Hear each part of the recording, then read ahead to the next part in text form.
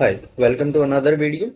In this video, we will see how we can filter our data using the slicers. First thing you have to note, slicers work with the table format, not with the range format. So first we have to convert our data into table format. We can select all the data and press Ctrl T to convert this data into table format. Our data has been converted in table format. Now we have to use the slicer.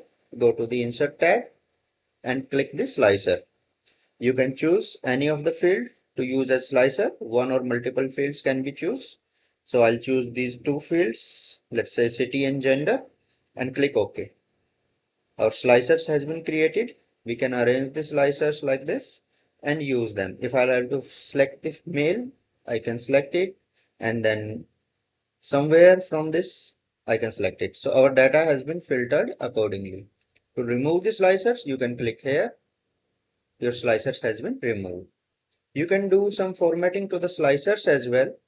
So you can go to the slicer tab, and from here you can change the column. Like I have the 3 items in my city, so I make it as 3. My slicers has been layout has been changed, right?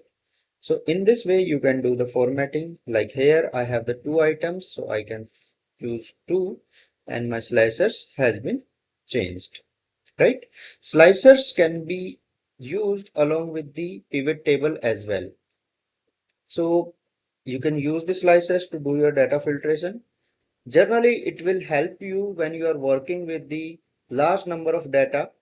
That time you can use the slicer instead of using this. So you can create the multiple combinations of slicer to filter your data and analyze your data. I hope this video will help you. Please do subscribe my channel. Thank you very much.